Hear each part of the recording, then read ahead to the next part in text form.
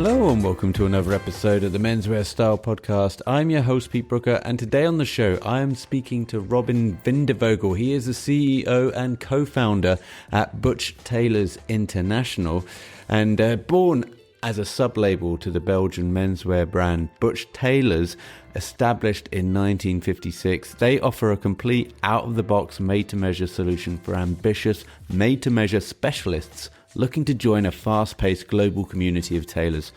Joining the community provides you with access to fully established global made-to-measure showrooms, and it's equipped with a full collection of try-on garments and fabric books from the finest mills on the market. This was a really fascinating discussion. I was so pleased to get Robin on the phone, and you can find out more about Butcher Tailors International at the website wearebti.com. But here in his own words to talk about the brand is CEO and co-founder Robin Vindevogel. Basically, Butcher Tailors was established in 1956 back in Belgium. It's quite a preeminent tailoring brand. My father had the possibilities to acquire it in the 90s and then basically built it back up to former glory. He built it back to about 14 retail stores. But basically, about 10 years ago, he had the opportunity. One of his clients walked into the shop at the seaside and wanted to see who was running the business now, because he had bought a suit in the 60s or the 70s. And they started talking, and it turned out the person that walked in was an Indian diamond trader, and needed suits made for the wedding of his son. And as you know, Indian weddings can sometimes be big affairs and long affairs. And before he knew it, I think I still remember the day, but before he knew it, he was 7 days later or 10 days later, he was on a plane to Mumbai to dress the whole wedding. And that's basically how the Butcher Tailors 2.0 started, and the way I see it, at least, that's how he started doing more and more made to measure. And over those 10 years, he basically now sort of found himself in a position where he does made to measure and the private tailoring all over the world for, let's say, the 1%. So a lot of heads of state, very good businessmen. The concept is called the Flying Tailor. And I used to work for Gibbs & Hawkes. So basically I came to London 10 years ago, worked for Gibbs & Hawkes for about 4 or 5 years. And then I saw a TV show they did on the Belgian TV called Top Service. And one of the episodes featured my father. And I sort of then it clicked in my head, like how made to measure works and the way he works and everything. So I quit my job at Gibbs & Hawkes and I started working for him. Did that for 2-3 years, private tailoring, a lot of travel. And then the pandemic hit. And as you can maybe know, like, younger people weren't super interested in buying suits anymore. So I made the decision together with my parents to go in more of an operational role within the company,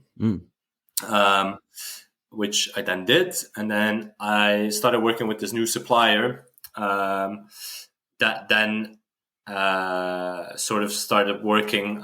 So I started working with this new supplier, and then I sort of realized or an idea started forming in my mind. And together with my co-founder, James Monroe, who used to be a private client of mine, I sort of spitballed ideas, and that's how BTI came to pass. So basically, what we are is we run a fashion tech platform for new businesses, mostly focused on tailoring at the moment,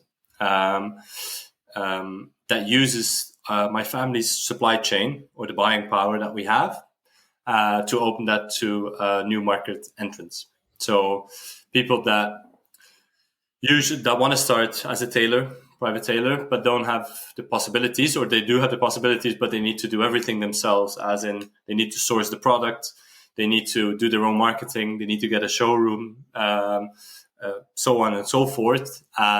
We basically, with BTI, offer a full package. Right. So we do production on one side, we do creative advisory on another side, and then business advisory. So basically, we're one-stop shop to set up your brand. Interesting. As I said, mostly on tailoring, but the idea is to expand into just any clothing. Could you perhaps walk us through maybe a case study? What happens with the process? What are the first steps from meeting with the client to delivering on the product? There's a couple of different ways, because we started about 1.5 years ago, and so at the moment we're working with established businesses that have retail shops or premises, and then that's done mostly production. But let's do the case study for someone who is, like I said, completely new in the market and needs all of our assets or every aspect of our business. So basically, they come into our showroom on 218 Strand, which we've built, where we have a full house collection. We store about 3,000 fabrics at our factory.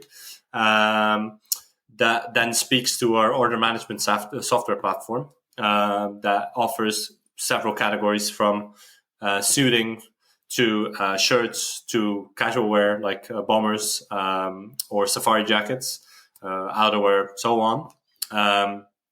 They come to our showroom. We have a meeting with them. We show them the quality of what we do, the fabrics that we offer. They show the showroom, basically show them the world of BTI, let's say. And then they usually go away. We send them the price list and the steps to get onboarded, if that's what they would want.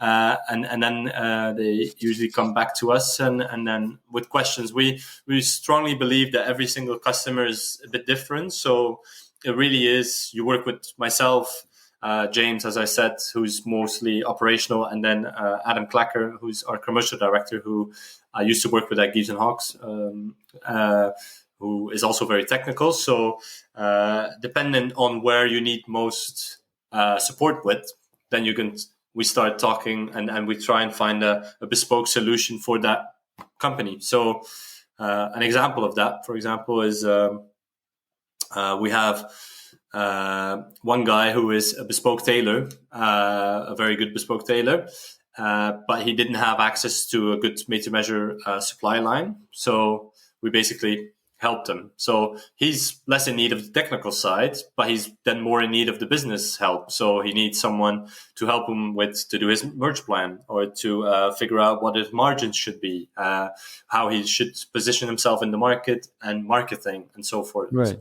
So the baseline is always production. That's what we're very good at. Like I said, 30 years of experience through my father's business. We have access to state-of-the-art production. And then we built a software platform that speaks to our production, where you can start to finish completely follow the whole supply line, basically, and completely design your garment. Yeah. I saw on the website that you have Rio Ferdinand as one of your clients. It's actually a pretty funny story. And he, one of my father's very good clients, is a businessman who lives in Paris and was with his family at the restaurant. And his son is a big fan of Rio Ferdinand, and Rio Ferdinand was also having dinner there with his family. And he basically sent Rio Ferdinand a bottle of champagne to be like, let's sit together, have a conversation. And that customer basically said, like, I want to introduce you to my tailors, which we then did. We went to his house. We made a full collection for him for mostly the Euros, last Euros. So we did a special type of shirt with like a stand collar, which he then also wore on every single game that he presented. And then from there, it grew into a relationship that is today. So we helped build his own brand or his own line, Butcher Tailors with RF, which were the shirts that he was wearing that we made to measure for him, that we then made in a ready-to-wear option, and that he promoted. That was like a limited run that sold out in like a week. And And then through him, I also now dress himself, but also everyone, all the pundits at BT Sports. So all the Champions League matches and Europa League matches. So like Joe Cole, Michael Owen, I'm just exactly. Owen Hargreaves, yeah. Jermaine Genius. That's so cool. But is there a guidelines around what they can do and what they can promote? Because they're basically doing a job for BT. They can't, I imagine, start then advertising their own clothing line.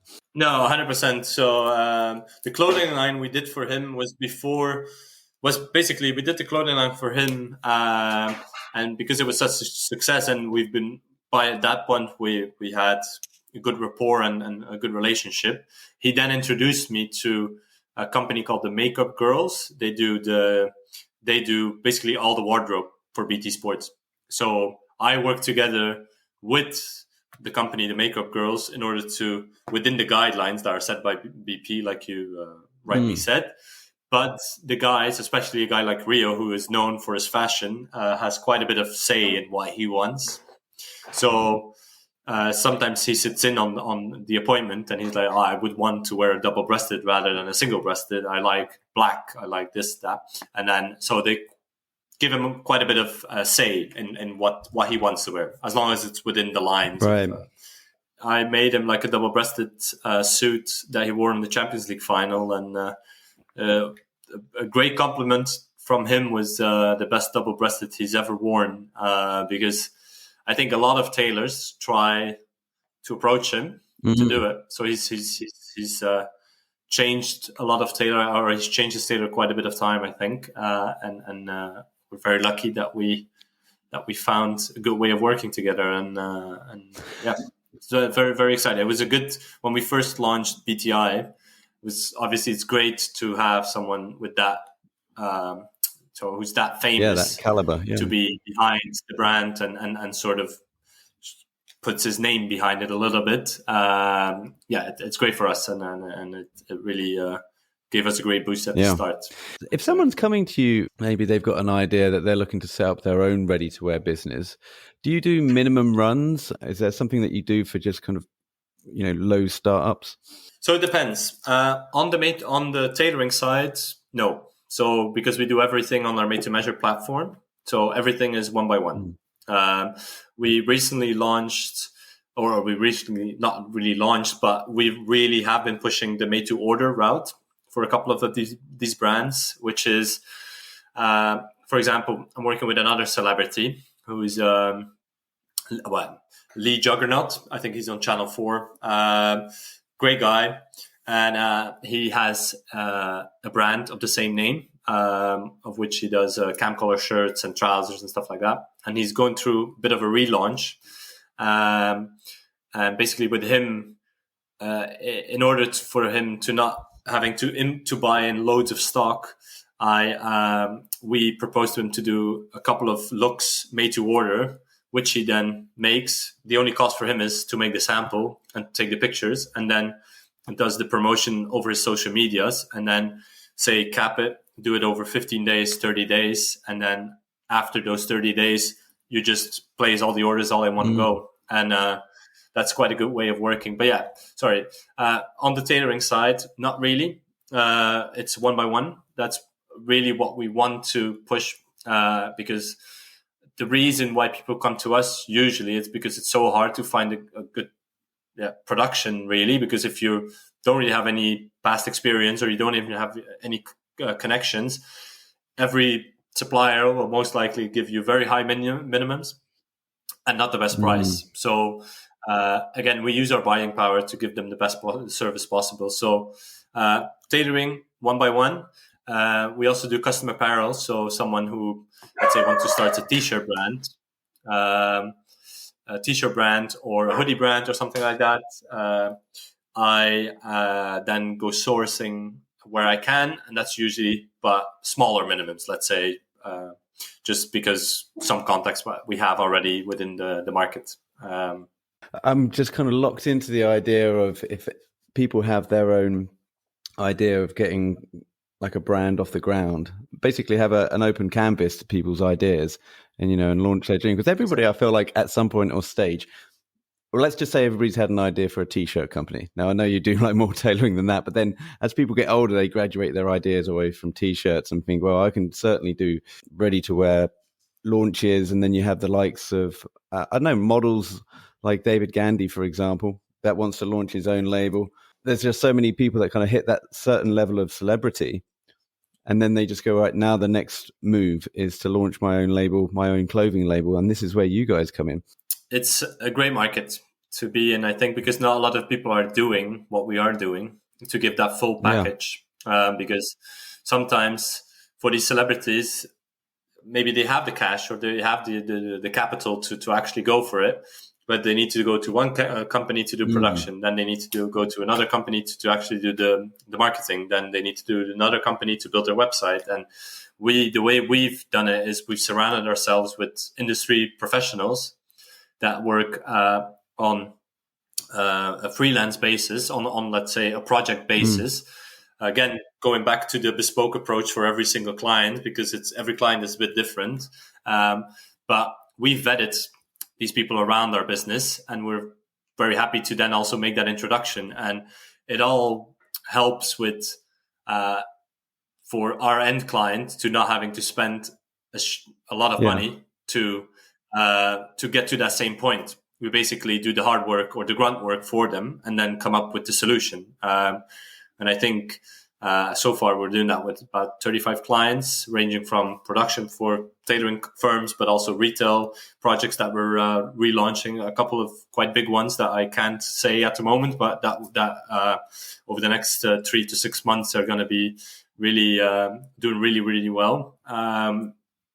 And yeah, so people come to us for the full experience, basically. We also have that showroom that people can use as their own. It's completely white labeled, so they have for free a room they can use. Like for photograph, photo shoot, perhaps? Yeah, we have a photo studio in the showroom. We have custom built rails on the wall where you can put product out. We have samples in there that they can use as their own. For tailors mostly, let's say, but also when, say, celebrities come in, it's very good for us to then show them, like, this is what a cam color shirt looks like. And I have X fabrics that you can then put towards that and stuff like that. So, yeah, it really is like a creative space. Yeah. Showroom / creative space / photo studio / whatever you want it to be, really. So we try to be as all-encompassing as we can without losing sight of who we are or what we want to achieve, basically, which is the best possible service and having a lot of fun doing what we're doing. I imagine it's also handy to have a line of sight as to how much everything's going to cost when you set up a business. So you might have an idea, like we say, to set up a clothing business. You'll go and get your ready-to-wear stuff, but you don't.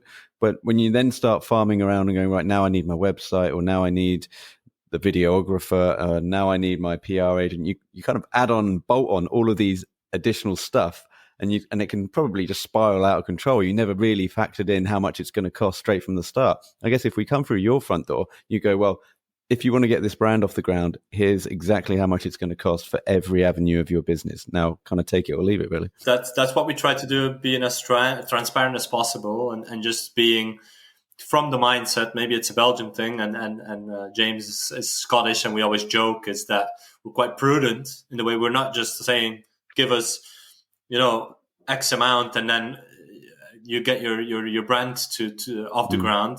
I really believe in like building a solid foundation and then going from there. And like I said, my title is CEO. So on LinkedIn, I get approached by, you don't know how many people approach me to do SEO and do this and do that. And if you have to try and find a way through that sea of just a lot of spam, and if you need to try everything out, it's going to cost you so much more money than you can come to us and be like, you want to speak to, you need a social media person, speak to our head of marketing or head of social media, and he's going to say, this is a plan for X amount, this is a plan for that amount. And then it's up to the client to be like, okay, is that within what is my budget and stuff like that. And also we can fairly easily tell as a person what they're good at, and then we fill in whatever they're lacking, but not lacking. I think it's maybe for lack of a better word, it's not lacking. It's just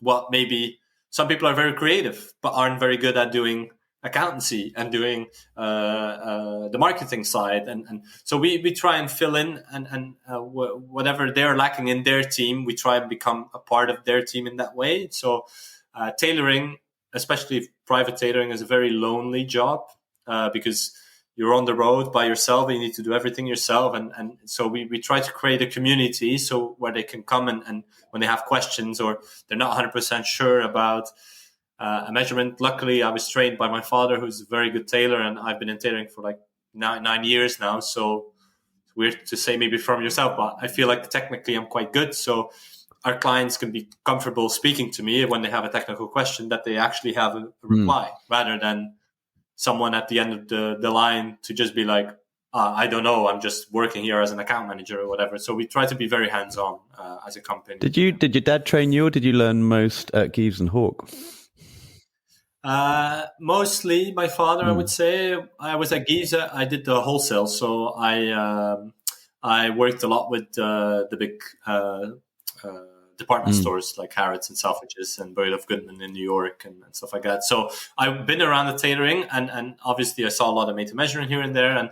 But to me, it's all about finding your way to do it and then build on that. So, like I said, I have the best mentor in my father, as he one of a kind. So I've learned from him mostly. And is he still making?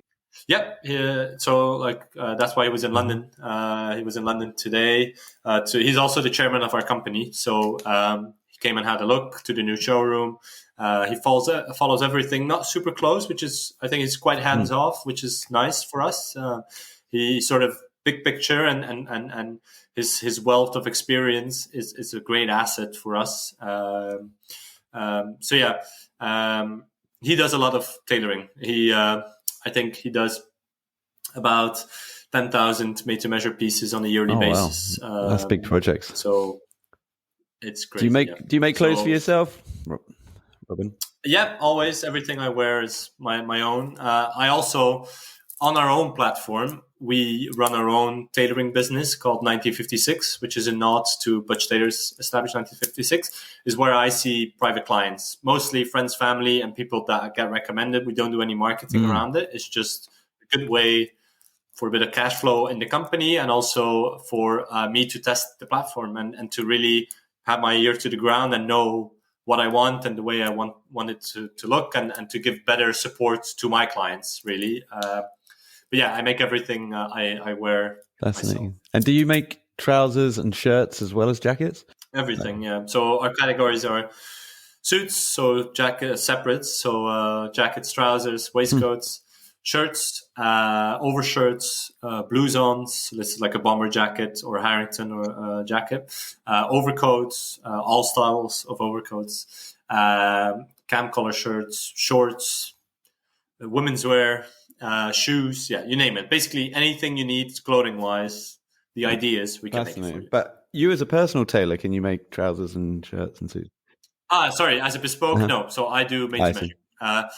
I have this morning. Actually, I'm getting married in a month's time, and one of our clients, who is a bespoke tailor who used to work for Gives and Hawks as well, who won the Golden Shear, he's doing my wedding trousers. So it was my first time to actually do full bespoke.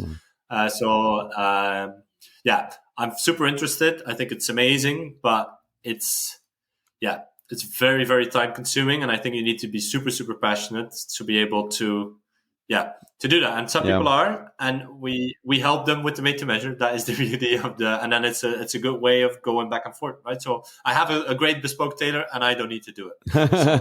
Yeah, well, it's a commitment. I know that, because I tried to be a tailor at one point and quickly realized how hard it was, and that dream ended pretty quickly, I'd say, after about 6 months. But exactly. I think people have a great idea that they can make their own clothes, but if they want to become good at it, then it's years. It's absolute years of dedication to get, even just to become a jacket maker, let alone make shirts and make trousers, which is an entirely, each kind of garment an art in itself, isn't it? So it's crazy. But yeah, like I said, I have a great relationship with Ricky Brockman from Solomon Brown, who's amazing. So my thing is, like, I strongly believe, and that's the way I run our business, is I let people do what they're good at. So, and I think if everyone just does what they're good at, I think everyone's better for it, rather than trying to do everything. Really. That's a good note to go out on. Robin, thanks so much for your time today. And if people want to drop by and get hold of you, we are bti.com. Is that probably the best place the one-stop shop? That's the best place. And we'll leave links all over on the show notes so people can find out more there as well. Robin, hang on the line. I'm going to end the call, but I'm going to tell you a really good Rio Ferdinand story that I think you'll enjoy. But in the meantime, I'll just sign off here, and until next time, thanks for listening.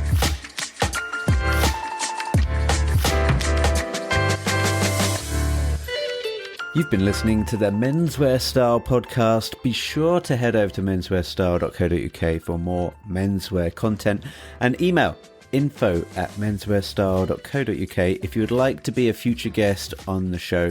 Finally, please help support the show by leaving a review on iTunes or wherever you're listening to this podcast. Until next time.